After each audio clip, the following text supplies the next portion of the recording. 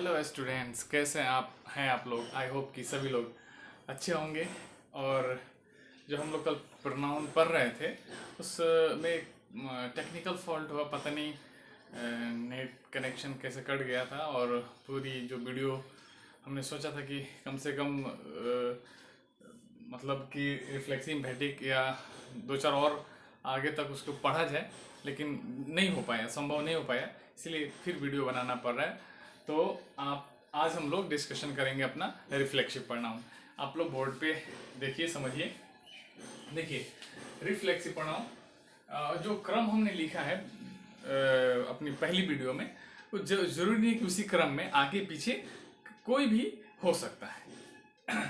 आइए, तो ये है रिफ्लेक्सिव प्रोनाउन अपना, ठीक है। इसकी अगर हिंदी बोला जाए, हिंदी में समझा जाए तो निजवाचक वाक्य बोलते हैं इसको। क्या बोलते हैं? निजवाचक वाक्य, रिफ्लेक्सिव प्रोनाउन, ठीक है। एक बार इसकी डेफिनेशन देख लेते हैं, ये क्या कहता है। डेफिनेशन क्या करता है? एक रूट दिखाता है, एक रास्ता दिखाता है। तो इसलिए the pronoun to which self और selfs is added to and used to emphasize the object of a sentence is called reflexive pronoun, ठीक है। ये आपकी डेफिनेशन हुई। अब देखिए सब्जेक्ट क्या रहेगा, ये सारे सब्जेक्ट रहेंगे। तो आई का reflexive pronoun myself, we का reflexive pronoun ourself, you का रिफ्लेक्सिव प्रोनाउन योर सेल्फ। कब? जब ये सिंगुलर होगा। और ये प्लूरल में योर सेल्व्स, ठीक है। हिम सेल्फ सिंगुलर है, जैसे हिम होता है, ही का हिम में सेल्फ जोड़ देंगे, हर में सेल्फ जोड़ देंगे, इट में सेल्फ जोड़ देंगे, देखा, then selves because it's a plural, ठीक है। ये तो वो फॉर्मेशन हुआ सब्जेक्ट से रिफ्लेक्सिव प्रोनाउन बनाने का। अब देखना ये है कि रिफ्लेक्सिव प्रोनाउन होता क्या है, समझेंगे। एक वैसे डेफिनेशन से समझ में आ रहा होगा कि the pronoun to which self और सेल्फ, यानी वैसे प्रोनाउन जिसमें सेल्फ और सेल्फ्स जुटते हैं और वो क्या एम्फसाइज करता है, मतलब जोर देता है ना, और किस पे? ऑब्जेक्ट पे, ठीक है। यानी ये रिफ्लेक्सिव प्रोनाउन जो है और इम्फेटिक प्रोनाउन, देखने में इसके बाद तुरंत इम्फेटिक पढ़ा जाएगा, ठीक है। तो reflexive pronoun, emphatic pronoun by nature, अगर इसको मतलब इसके फिगर से, अगर हम इसका फिगर देख रहे हैं रिफ्लेक्सिव प्रोनाउन का, myself, ourself, yourself, themselves, तो इसको ये कह पाना कि कौन सा रिफ्लेक्सिव प्रोनाउन है, कौन सा इम्फेटिक प्रोनाउन है, बहुत कठिन होगा। तो कैसे पहचानेंगे? तो इम्फेटिक का और रिफ्लेक्सिव का सेंटेंसेस में अपना एक फंक्शन है। उस फंक्शन के आधार पे हम इसे पहचान पाएंगे कि कौन सा वर्ड रिफ्लेक्सिव के रूप में यूज हुआ है और कौन सा वर्ड इम्फेटिक के रूप में यूज हुआ है, ठीक है।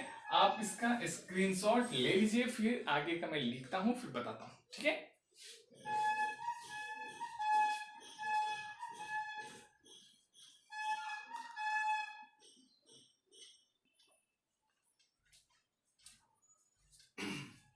तो आगे बात ये है कि रिफ्लेक्सिव प्रोनाउन जो होता है उसकी मैं पहले भी वैसे बता चुका हूं, लेकिन एक बार फिर, रिफ्लेक्सिव प्रोनाउन का अर्थ अपने आप है ना। जहां पे आपको बोलना होगा, जैसे कि मैं, मान लीजिए वो एग्जाम्पल के तौर पे समझ रहे हैं, वह अपने आप को प्यार करती हैं। अब देखिए, अपने आप, सी लव्स हरसेल्फ, ठीक है। अब देखिए, तो ये एक रूल फॉलो हो गया इससे। रिफ्लेक्सिव प्रोनाउन का अर्थ अपने आप के रूप में, अपने आप का अर्थ, अपने आप का मीनिंग यहां मिल गया, ठीक है। रिफ्लेक्सिव प्रोनाउन का प्रयोग तब करते हैं जब वाक्य का सब्जेक्ट, ये आपका वाक्य का सब्जेक्ट है और ये आपका ऑब्जेक्ट है, ओके। तो देखिए रिफ्लेक्सिव प्रोनाउन का प्रयोग तब करते हैं जब वाक्य का सब्जेक्ट और ऑब्जेक्ट एक ही व्यक्ति हो और इस वाक्य में सब्जेक्ट जो है वो सी है और इसका ऑब्जेक्ट जो है हरसेल्फ है और ये अपने आप को दूसरे कोई अन्य आदमी नहीं है और इसलिए सब्जेक्ट और ऑब्जेक्ट एक ही व्यक्ति है, इसलिए यहाँ पे हम इसका बोल सकते हैं इसको कि रिफ्लेक्सिव प्रोनाउन के रूप में हरसेल्फ का प्रयोग हुआ है, ये एम्फैटिक नहीं है। ठीक है, अब इसका कुछ फंक्शंस को लिखते हैं, तब तक आप इसको स्क्रीनशॉट ले लीजिए, मैं इसे साफ कर देता हूं। Okay,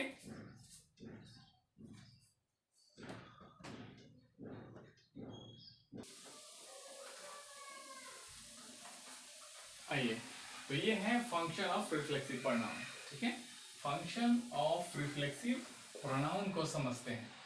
function of reflexive pronoun में ये है कि सबसे पहला रूल इसका ये है कि सब्जेक्ट का कार्य नहीं करता, मतलब I mean say to you that reflexive pronoun कभी भी किसी वाक्य का सब्जेक्ट नहीं होता है। जैसे यहाँ पे एक एग्जांपल आप देख रहे होंगे कि he and myself will go Patna, मतलब वह और मैं खुद, मैं अपने आप पटना जाएंगे, तो ये होता ही नहीं है।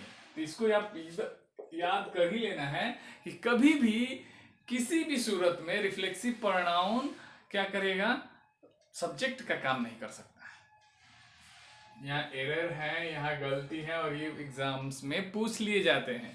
तो यहाँ पे क्या होना चाहिए, he and I will go to Patna. वैसे रूल के अनुसार यहाँ पे कौन सा हुआ है, 31 हुआ, ये तो होता है रूल। सब्जेक्ट का पैटर्न भी है, सब्जेक्ट पर्सनल प्रोनाउन रखने का ये तरीका भी है, पहले बता चुका हूँ इसको। ठीक है, आइए अब दूसरा इसका एक रूल है कि हमेशा ऑब्जेक्ट का कार्य करता है। रिफ्लेक्सिव प्रोनाउन याद रखिए किसका काम करता है, हमेशा ऑब्जेक्ट का काम करता है और वह ऑब्जेक्ट किस पे रिफ्लेक्ट करता है, सब्जेक्ट पे रिफ्लेक्ट करता है। मतलब कि जो सब्जेक्ट होगा वही ऑब्जेक्ट होगा, एक ही व्यक्ति होंगे और ये इसको यहाँ पे आप देख सकते हैं। तो ऑब्जेक्ट का कार्य करता है, एम ऑब्जेक्ट को ही व्यक्त करता है। ठीक है, बात को समझ में आया होगा मैंने जो बोला है।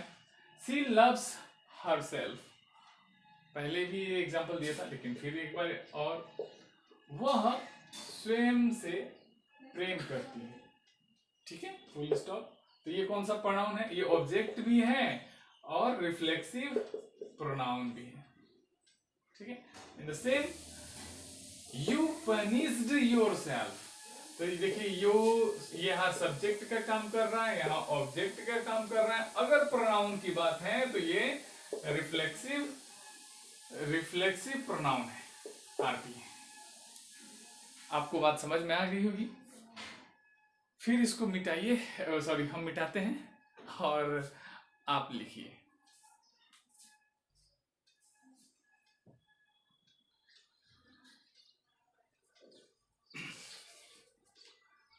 तो एक और रूल है रिफ्लेक्सिव प्रोनाउन के लिए, ये रिफ्लेक्सिव प्रोनाउन के लिए ही है कि निम्नलिखित क्रियाओं यानी वर्ब्स के बाद ऑब्जेक्ट नहीं रहने पर रिफ्लेक्सिव प्रोनाउन का प्रयोग जरूर करते हैं। और वो वर्ब्स कौन सा है, जैसे कि अब्सेंट है, प्रेजेंट है, अवेल है, देखिए अवेल के साथ ऑफ प्रीपोजिशन।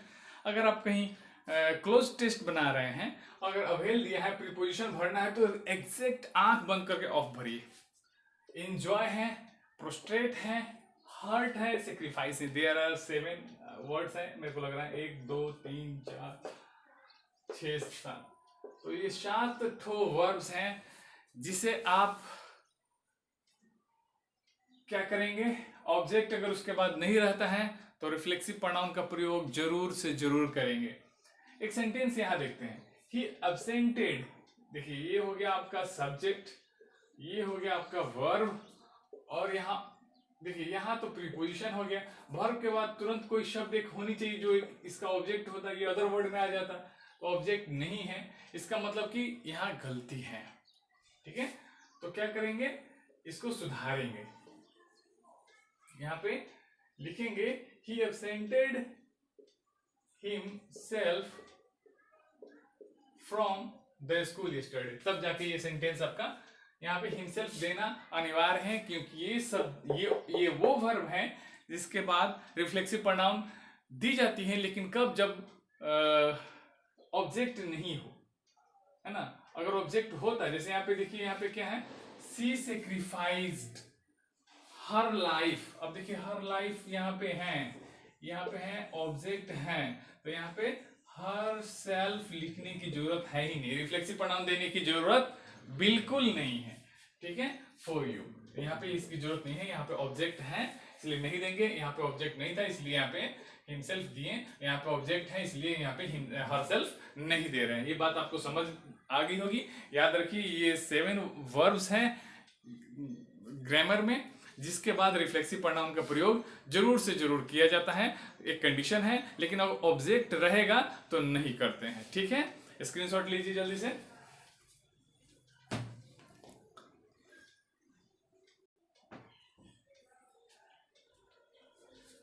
जो अगला प्रोनाउन है वो है एम्फेटिक प्रोनाउन, ठीक है। एम्फेटिक प्रोनाउन मतलब दबाव सूचक वाक्य स्वयं, खुद, आप ही, यानी the pronoun to which self और self is added to and used to emphasize the subject of a sentence is called emphatic pronoun, ठीक है। तो अब यहाँ पे मैंने कुछ एग्जाम्पल लिखे हैं।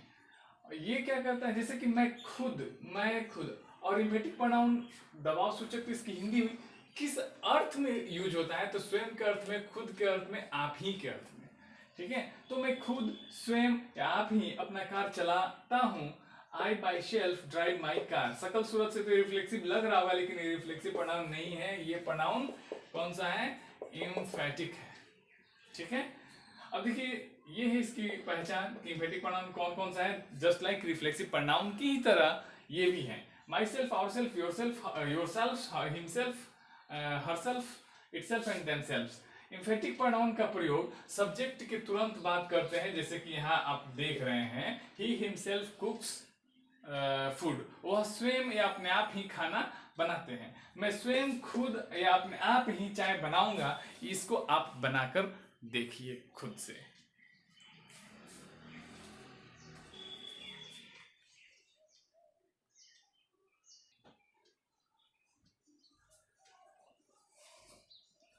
डेमोन्स्ट्रेटिव प्रोनाउन, हमारे जो प्रोनाउन हम लोग पढ़ रहे हैं उसमें ये चौथा प्रोनाउन है डेमोन्स्ट्रेटिव प्रोनाउन। यानी डेमोन्स्ट्रेट में होता है सूचित करना, ठीक है।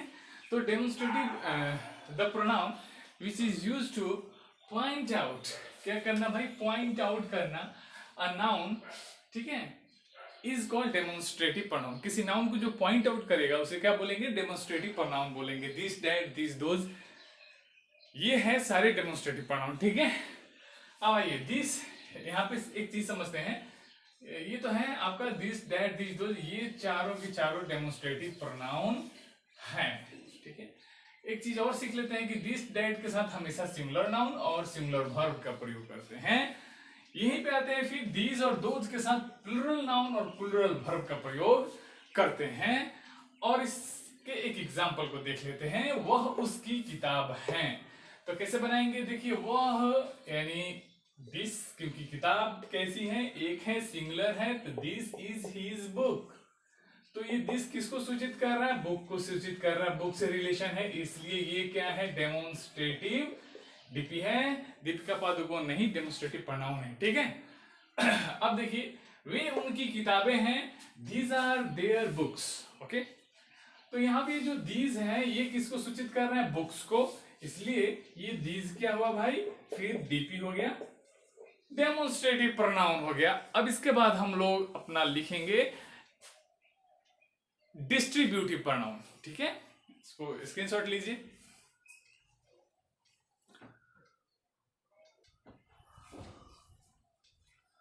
आइए अब हम लोग अपना प्रोनाउन का जो 5 रूल हैं डिस्ट्रीब्यूटिव प्रोनाउन उसको देखते हैं। देखिए डिस्ट्रीब्यूटिव प्रोनाउन कह रहा है कि the pronoun which refers to each one of a group, ठीक है। The pronoun which refers to each one of a group is called distributive pronoun. Distributive pronoun क्या होते हैं, एक समूह को व्यक्त कर देता है। ईच, आइदर और नाइदर, ये जो है ये 3 त्रिमूर्ति, ये डिस्ट्रीब्यूटिव प्रोनाउन है। इनकी हिंदी जैसे इच ईच मैंने प्रत्येक, एक एक एक आदमी है, अगर 10 आदमी है, प्रत्येक के पास अपनी कलम है, तो हम ईच का प्रयोग करेंगे। आइदर दो में से एक, राम और श्याम है, दोनों में से कोई एक ने चोरी किए हैं, वहां पे हमने आइदर का प्रयोग करना है। और नाइदर मतलब दोनों में से कोई नहीं।